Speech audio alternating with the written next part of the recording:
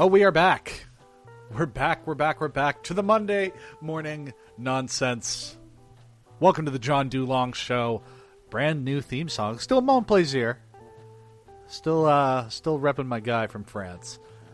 I'm John Dulong. Welcome to episode number 45 of the John Dulong Show. We're back to the Monday morning nonsense, like I said. In case you missed the announcement last week, I mean, it's there in your pod feed. I don't know why.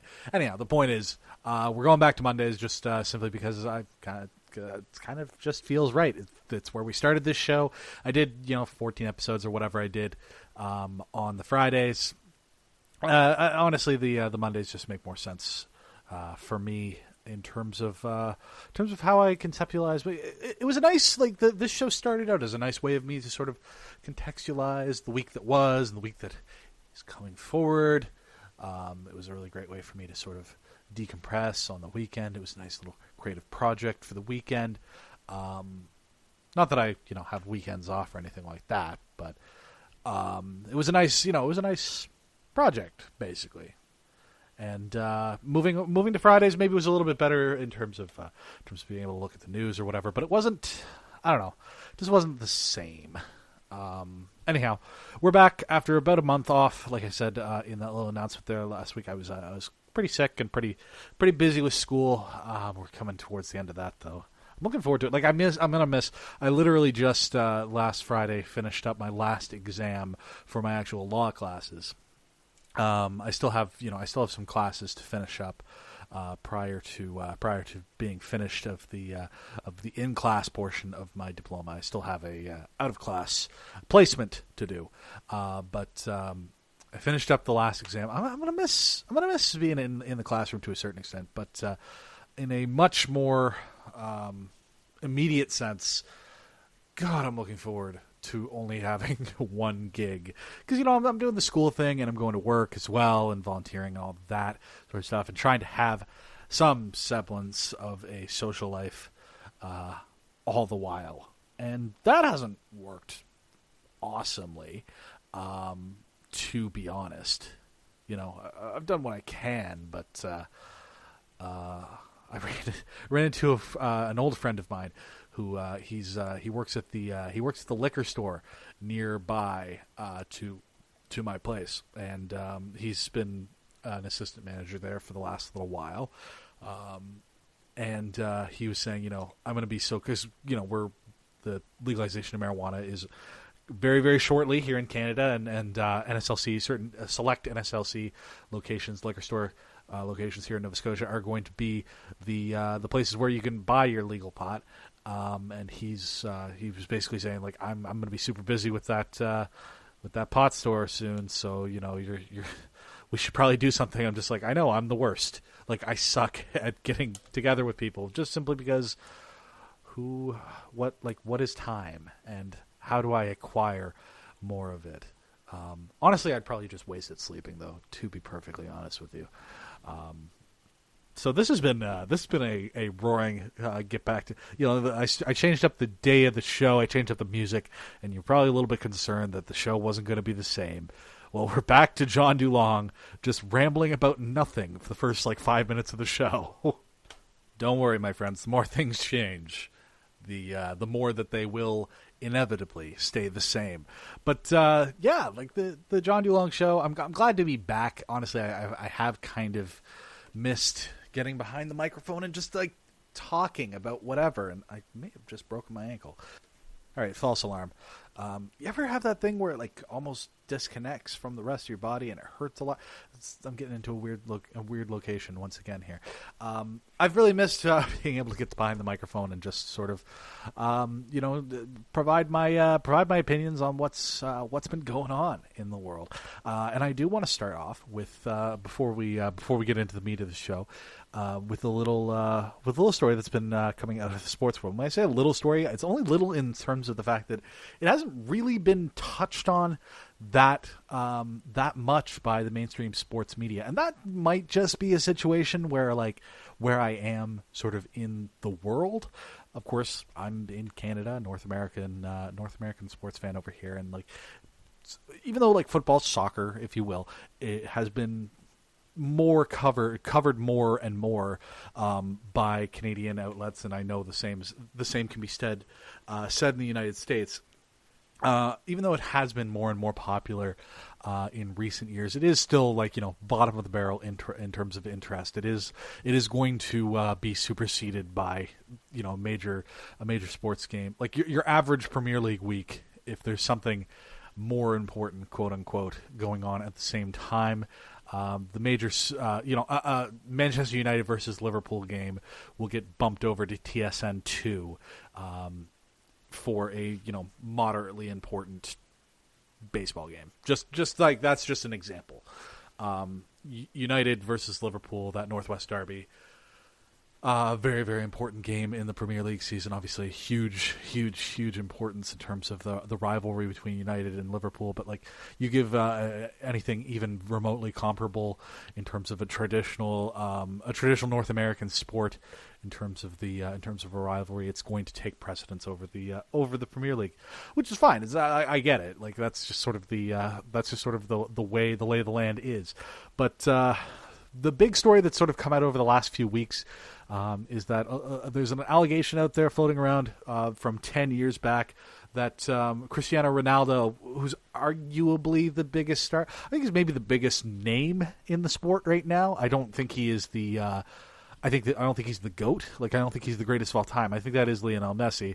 I think we've talked about this on the show before. I believe I talked about that with Mitch Hall when he was on the show. But Cristiano Ronaldo certainly if Lionel Messi is number one of all time, Cristiano Ronaldo is 1A. Anyhow, there's been some allegations. I should say they are just allegations. They're not proven in court. And Cristiano Ronaldo's camp is denying them.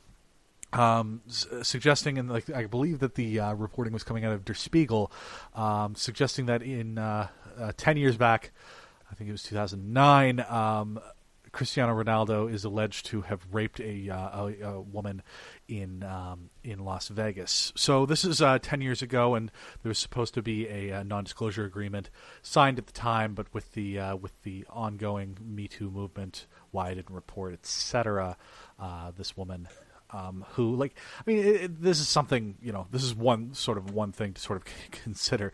I don't have a goddamn idea what the woman's name is. I could look it up right now, but I don't know this off the top of my head. And it's interesting that isn't even something that I'm aware of, because it's not like her name is secret or anything like that. It's been reported what this woman's name is.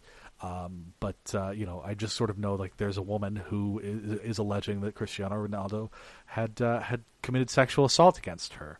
What I want to say is first of all, it's weird that this has not been covered widely. The sort of the soccer podcasts that I listen to have all made mention of it. There's a certain amount of they deal with the sporting aspect of things, and there's not really been an impact on the sporting aspect of things as of yet. But it's just weird that one of the biggest sports stars in the world is accused of rape, and it isn't really that widely reported on. It's strange that there hasn't been a Cosby or a Weinstein or a Louis C.K. sort of level reckoning about this, because I'm trying to think back to all of those high profile Me Too type moments that have happened over the last year and a half, and I'm struggling to think of a major sports star right at the moment who was accused. I think the closest, basically the closest that you have is Terry Crews, who's a former football player, came out and said that he was a victim. So it's just strange that one of the largest active sports stars in the world is accused of this, and it's not headline news, which is it's just very weird. Maybe it's just that I am where I am in the world. Maybe it's making a bigger splash elsewhere, but I would have expected some headlines over this. I would have expected by now we would have a little bit more in terms of think pieces. This feels like something, particularly in the sort of tabloid happy world of football journalism. I would have expected to have some more like actual takes on this by now. Like I said, Cristiano Ronaldo's camp has denied it, and Ronaldo himself took to, I think, Instagram because, of course, it's an opportunity for him to show off, either his abs or his perfect teeth, to decry it as, and I quote, fake news. And like, let me tell you, there's a lot of things that we can hate on President Trump for. Old 45, he does a lot of awful things, and like sometimes you kind of just forget that every single one of these awful things that he does is one of those things that's just like, each one is pretty awful. So you sort of get numbed to the fact that like there's a lot of awful things that are going on, a lot of things that are just not normal that are going on from time to time. But my God, like every once in a while it kind of hits me that, oh my God, he caused this. He made this a thing. And the fucking term fake news. My God, do I hate the fucking term fake news. Can you just say it's a falsehood? Can you just say that it's not true? Can you just say, I disagree with that reporting. I don't think that it was done well. Don't fucking say that it's fake fucking news. Fuck you, Cristiano Ronaldo. I don't know if you're guilty or not. I believe victims. It's kind of my predisposition. But even if you aren't fucking guilty, even if this is a goddamn lie, fuck you for using the term fake news. Eat a dick. Fuck's sakes. Fake goddamn news. I tell you, I remember the time that fake news meant the Daily Show and the Colbert Report. And then I remember the time that fake news meant like these fucking troll websites that don't actually contain a lick of anything that's true, and it's just meant there to outrage you and get you to click on things, and your fucking Aunt Muriel shares it on Facebook and believes it because it says that Barack Obama is a goddamn Muslim who's still trying to take over the United States and make it a Muslim country even though he's not the president anymore. Like, what the fuck? Anyhow, I hate the term fake news, and I hate the fact that it's in the popular fucking lexicon, and I hate the fact that all that it means is I disagree with this article. And the fact that these people are in positions of goddamn power, and they will have people believe that this is fake based on the fact that they are saying that it's fake, it drives me up a wall. It drives me up a goddamn wall, because the only thing that is protecting us as a people in terms of Western liberal democracies like we have here in Canada, like I assume they still have in the United States. We'll see how the election goes in November, like they have in the UK. Again, the whole Brexit thing aside. The only thing that protects us from tyranny, that protects us from bad actors, is a strong independent press. And the attacks on a strong independent press, like I know that it's been happening. It's been happening for fucking 3 years now, because that's when Donald Trump became like the official presumed nominee of for the Republican Party. I know that it's been happening for fucking ever at this point, but like sometimes it just clicks in again that like, this is happening, and it's a thing that's happening in the world right now, and it's just so frustrating to see it happening, and you feel completely powerless against it. So anyhow, that's the traditional opening, 13-minute dialogue diatribe, I guess, from the John DeLong Show. In case you were concerned that anything was going to change with the show, don't worry, it's still the same old John DeLong Show.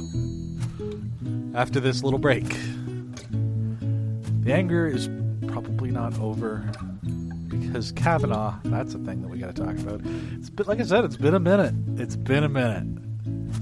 So, old Brett Kavanaugh after this.